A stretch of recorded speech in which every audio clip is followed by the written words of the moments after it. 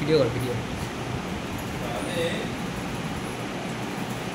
মোটা মোটা বই পড়তে হবে না, ছোট্ট ছোট্ট ঠাকুর মা স্বামী যাদের নিয়ে আমাদের আশ্রম, যাদের নিয়ে আশ্রম, ঠাকুরের কথা, মায়ের কথা, স্বামীর কথা, আর এইটা যার জন্মস্থান বাবুরা মহারাজের কথা,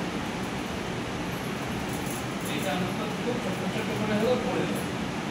তাহলে কোথায় যাচ্ছি, অন্য জায়গার সাথে তফাৎ থাকি না, সবাই যায় ট্রেনিং সেন্টারে যায় শেখে, আর এটা আমাদের আশ্রমের একটা অঙ্গ।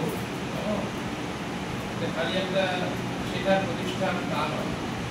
অন্য জায়গায় যেমন অনেক স্কুল আছে, জজ বিদ্যা থাকে, কত রকম জায়গা আছে, তারা তাদের কোনো চল, আমাদের এটা একটা আশ্রমের অঙ্গ। সেই আশ্রম সম্বন্ধে জানতে হবে। রামদেব কে ছিলেন, বিবেকানন্দ কে ছিল, সারদাদেব কে ছিলেন, প্রেমানন্দ মহারাজ কে ছিলেন, ছোট্ট ছোট্ট করে আর সুন্দরভাবে শিখবে, যাতে নিজের পায়ে দাঁড়াতে হবে। আর আজকের যারা মেয়েরা, তারা দুদিন পরে তারা মা হবে, কাজে তারা যদি ভালো করে মায়েরা নিজেদের তৈরি করে, তাদের পরের প্রজন্মটা সুন্দরভাবে তৈরি করে, ভালো মনের মানুষ এই চেষ্টা যেন আমরা নিজেরা হবে, বাড়ির সবাই, পরের প্রজন্ম, এইভাবে নিজেকে তৈরি করার চেষ্টা করে যাবে।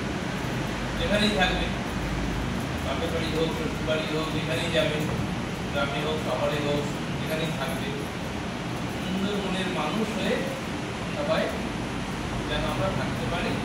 খুব করে ভাবতে গেছে মায়ের কাছে প্রার্থনা করি। কেমন? আর আশ্রমের পুজো আর্চা অনুষ্ঠান হলে পরে ছাত্রগণ যতটা পারবে আসবে, যোগ দেবে, ভলান্টিয়ার হিসেবে হোক, যেমন করে হোক, যতটুকু সময় থাকতে পারবে। আশ্রমের সাথে যোগ দিয়ে আমরা দিন দিন বাড়তে থাকবো। এটা প্রথম আসা যাওয়া শুরু হলো, লেখাপড়া শেখা শুরু হচ্ছে কিছু একটা, কিন্তু আশ্রমের সাথে যেমন যোগাযোগটা সবসময় আস্তে আস্তে বাড়বে। ঠিক আছে? আজকে ভালো থাকুন সবাই।